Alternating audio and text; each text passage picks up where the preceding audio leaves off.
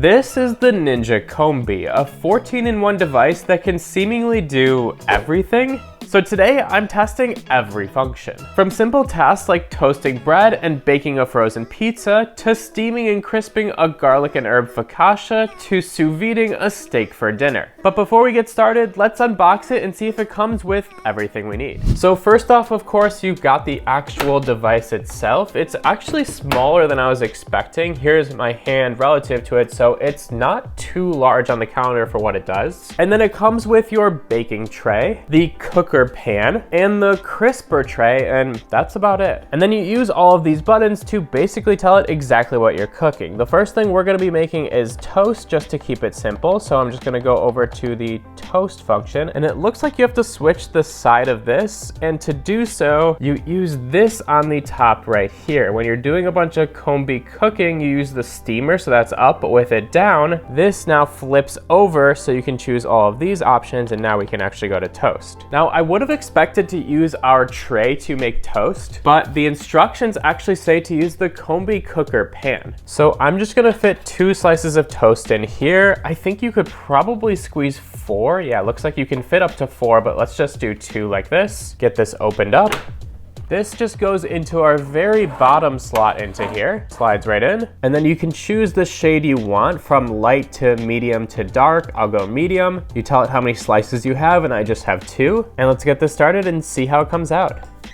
Looks like it's gonna be 6 minutes. It's 6 minutes later, let's take a look. We'll get this opened up, and whoa, look at that bread. I assume this will be very hot to the touch. It is. But take a look at that bread. I mean, that is perfectly golden brown, edge to edge, on both sides. It doesn't get any better than that. So I have to give our toast function a 10 out of 10. But now let's move on to air frying. We're gonna make crispy Parmesan Brussels sprouts. Now I've already got this set to the air fry function at 390 degrees, and it's been preheating for almost 5 minutes now, as it recommends. And I've got a full tray of our Brussels sprouts ready to go in. We're at the 15-minute timer. Let's get these in there. Open this up. The crisper tray is now inside of our pan here to make sure that those get crisp. It just slides back in, and we'll continue cooking for the 15 minutes until these are ready. Now it said to flip the Brussels sprouts about 8 minutes into cooking, which I did, and they looked like they were almost ready. It's now been about 10 or 11 total minutes, so let's take a look. They're looking really good to me. Here is the result of our Brussels sprouts. I cut them a few minutes short because I was worried they would burn. I mean, look at these things though after just 10 minutes. They are just perfectly golden. That Parmesan cheese has crisped up. Both sides are just looking amazing. And I do want to taste test one of these, see how crispy it actually is.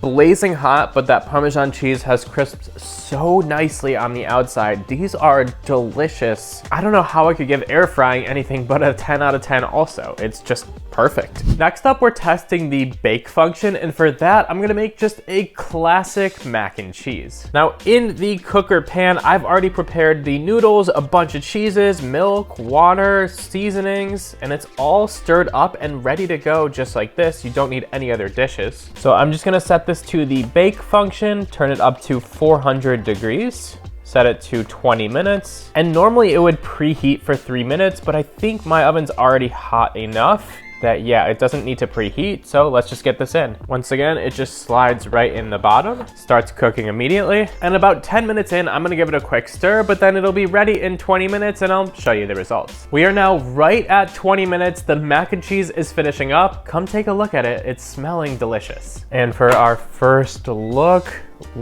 at that. It looks so cheesy and bubbly. It's honestly looking a little bit oily on the top as well. I'm gonna give it a nice stir.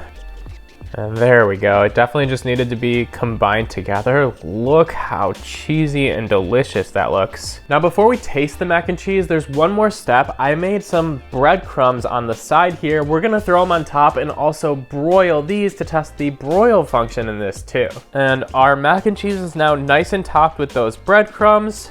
Let's get this slid back in for just a few more minutes. Flip it down to the broil function, and it looks like it's just 450 degrees as the broil option, which is totally fine. I'm just gonna set this for 4 minutes and let's get it broiling. And then hopefully we've got that beautiful gold crust on top of our mac and cheese in just 4 minutes. It finished broiling and I already got the first look because I had to let it cool for a few minutes, but it is looking special. Come take a look. Look at our mac and cheese. The breadcrumbs got just super golden brown on the top. I'm gonna grab a nice spoonful of this. We've got to see what it fully looks like inside of there, and I love that a lot of the liquid evaporated while boiling and kind of sitting here. Overall, it's definitely just looking cheesy and delicious. Here is a nice spoonful of it, and let's test it out. Genuinely unbelievable. The mac and cheese is baked perfectly. It's creamy and cheesy. The breadcrumbs are super crispy from boiling. I really just don't have any notes. I hate to keep giving 10 out of 10s for everything, but bake and broil, gotta get a 10 out of 10 also. So far the machine is living up to the hype. Also, this is an age-old debate between my wife and I, so you guys have to let me know in the comments, do you eat mac and cheese with a spoon like me or a fork like her? Next up, let's test the pizza function with a frozen pizza. And for the first time, we're using the bake tray here. The pizza just goes right on it, and thankfully that fits completely perfectly. So it does look like a 10-inch pizza is the largest you can fit on here, but let's get this opened up. It slides into the bottom there, switch it over to our pizza function, and the box says to cook this at 425 for about 12 minutes, so that's what we're gonna do, and then see how it looks after. Through the little window, our pizza is looking delicious, so let's go take a look. Here is the first look at it. You can see the edges are looking really golden brown there, and if we get it pulled out, it is looking just perfectly cooked. Once again, edge to edge. We've got the golden brown crust. The cheese has darkened nicely throughout. The pepperonis are looking nice and crisp. All that's left to do is give it a taste. It's a frozen pizza. It's definitely not the best pizza I've ever tasted, but did the oven do a good job? Absolutely. The entire pizza is super crispy. The cheese is very well done. It's cooked just about as perfect as the frozen pizza could be cooked. So I hate to say it, 10 out of 10 for the pizza once again. Next up is where things get a lot more interesting for the gadget. We're gonna switch it over to the Combi settings and make a Combi meal. We're gonna make full beef tacos ready to eat by the end. So the first step is flipping this back over so that we are on the Combi cooker. And with this, we've prepared two different dishes. So first I've got our rice in here with water, parsley, and a few other ingredients. It goes on the bottom. And then I've also prepared all the rest of the ingredients, our ground beef and our vegetables for the tacos. And that goes right above it inside of here. And we're going down to 300 degrees for this one, setting the time for 10 minutes, and let's get it started. And now it's basically going to steam and cook inside of here for the next 10 minutes, then we'll take a look at it. It's now about 20 minutes later, and if you're wondering why 20 minutes, the recipe I have says that it had a 20-minute cook time and that it was gonna steam for 10 minutes, then cook for 10 minutes, but it still said set the timer for 10 minutes. Now, I don't know where things went wrong, but once the 10-minute timer ended, there was a lot of steam inside, but it didn't finish cooking. So I then set it for another 10 minutes to continue cooking for the full 20 minutes. I thought it was gonna do it automatically, but I ended up just having to do 20 minutes myself. Anyways, let's take a look at all of the results. First up, our rice on the bottom, and it does look like all of the water has evaporated there, so that rice looks nice and cooked. And on the top, our vegetables are looking perfect on the left, and our ground beef has accumulated tons of juices and definitely needs to be thrown into a bowl now to crumble it all up. So I'm gonna go ahead and do that, and then we'll make some tacos. And here is our taco that was fully assembled from everything we just cooked inside of here in just 20 minutes, aside from the cheese on the top. So let's take a bite and see how it all is. All of the ingredients together taste delicious. I will say I just went and tasted every ingredient separately as well. The vegetables and the rice are all perfect. The ground beef is definitely overcooked. I think it needed probably 5, maybe even closer to 10 less minutes of cooking. But when I checked it at the 10-minute mark, the rice was undercooked. So I'm not really sure where the balance would have been to cook both perfectly. With that being said, it's incredibly impressive that it cooked everything I need to make tacos, and everything else tastes delicious, so I'm gonna give our Combi Meal an 8 out of 10 overall. With a little side note that maybe I did something wrong and I'm the reason the beef got overcooked, but I tried to follow the instructions as closely as I could. Next up, we're gonna test the Combi Crisp setting with a garlic and herb focaccia. Now, I've already let my pizza dough rest for the last 2 hours here. It's all ready to go.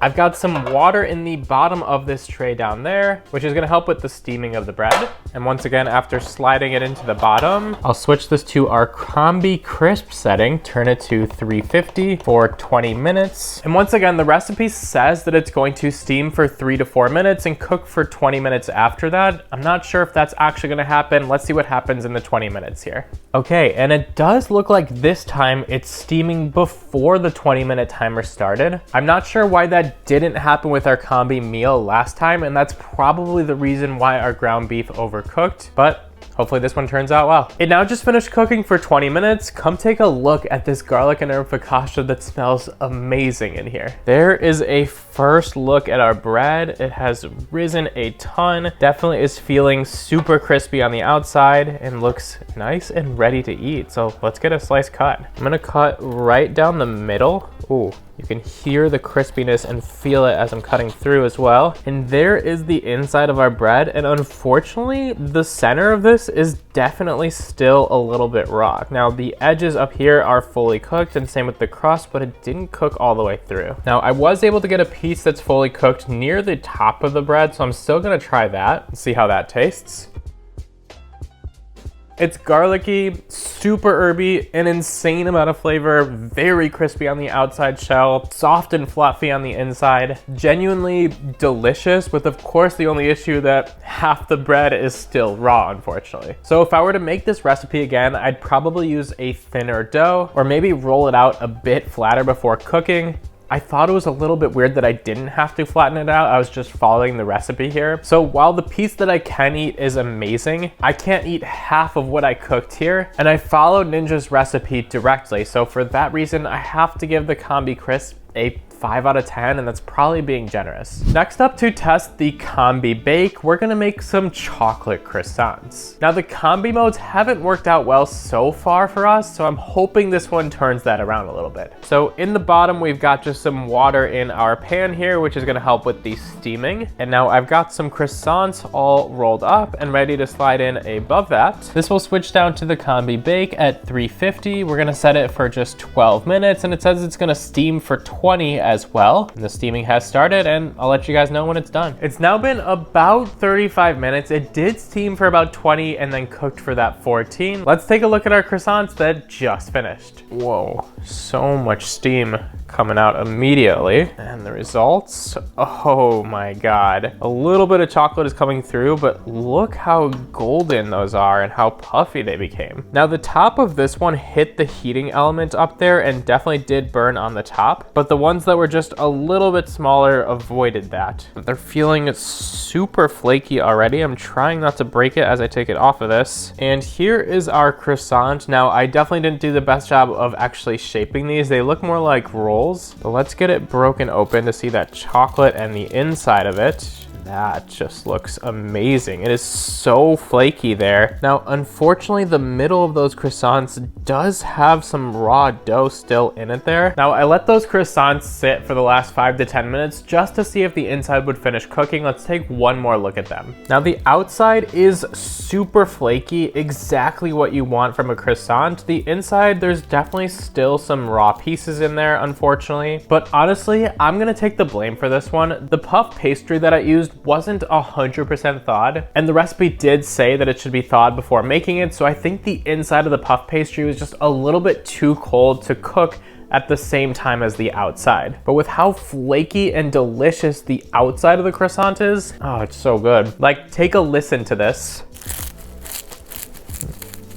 I'm gonna take most of the blame on this one myself. I'm gonna give the Combi Bake setting a 9 out of 10. Now we have just 2 more settings to test. I'm gonna sous vide and then sear a steak both inside of here. Now I've already got our bottom pan into here filled with water, and I've already turned this onto the sous vide setting at 130 degrees. The preheating just finished, which means we can put our steak in. I've got it already seasoned inside of a plastic bag. We're gonna use the water dispersion method to get the air out of this bag as I place it in. So basically I'm leaving a little hole in this top of the bag here as I put the steak into our warm water. Get the full part of the bag fully submerged into there, which is gonna push all of that air out. And finally, just before the seal goes into there, I will zip it shut and there should be no more air in the bag. And now that's gonna cook at that 130 degree water for the next 2 hours, and then we'll take a look at the steak, sear it, and have it for dinner. Our steak has now been sous videing for the last 2 hours. Let's take a look. I am hungry for dinner. It is looking nice and steamy in there. And ooh, I'm smelling it immediately too. And just looking at the steak immediately, it's looking like it got pretty cooked. It's definitely nice and brown. It's typically how it looks after being sous vide. It definitely needs a good sear after this. And the steak is feeling super tender, like I could just rip it apart right now, which is definitely one of the benefits of sous vide. I'm also curious to check the temperature on the inside. And yeah, it's been out for 2 or 3 minutes now and it's 127 on the inside. So definitely was right around that 130 mark while it was cooking. Now I'm gonna get this patted nice and dry so that we can get a really good sear on it for our last function of the Ninja Combi. So I'm gonna switch this over to our sear setting and turn this all the way up as high as we can, which looks like high 5, and get this started. And all right, we got this starting to sear now on the highest setting. I'm gonna let this pan get really hot before I put the steak in there, and then we'll continue. This pot is now just about as hot as it can get, so let's get our steak into there. It's a little bit tricky to squeeze it into there for sure, but you can hear it sizzle immediately. Just gonna get it pressed down, and I'm gonna sear that for a couple minutes on both sides, and then I'll show you guys the results. It's now been a few minutes of searing our steak.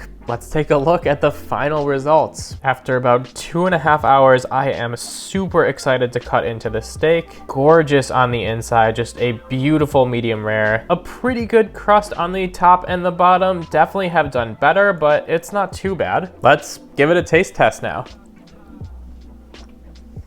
Oh man, that is so tender. Unbelievably delicious. So for the sous vide function, easily a 10 out of 10. It did exactly what you want with sous vide, cooked it to the perfect temperature, and I had no issues with it at all. For the sear function, there's a couple of things that I wish were a little bit different. Number one, it's hard to reach your hand into there while you're actually searing. I wish there was just a little bit more space to work with. And number two, I could only get the pan to around 350 to 400 degrees, which is why I don't have the best crust on the steak. I wish it would get upwards of 500 degrees on the sear, but for something like vegetables or other foods, I'm sure it would be amazing. Overall, I highly recommend the Ninja Combi or the Ninja Combi, however you want to pronounce it. It does so much, and it does so much super well, which doesn't surprise me because every Ninja gadget that I've tested, for the most part, has performed super well. And if you want to see a bunch more Ninja gadget reviews, I have them all in this playlist right here.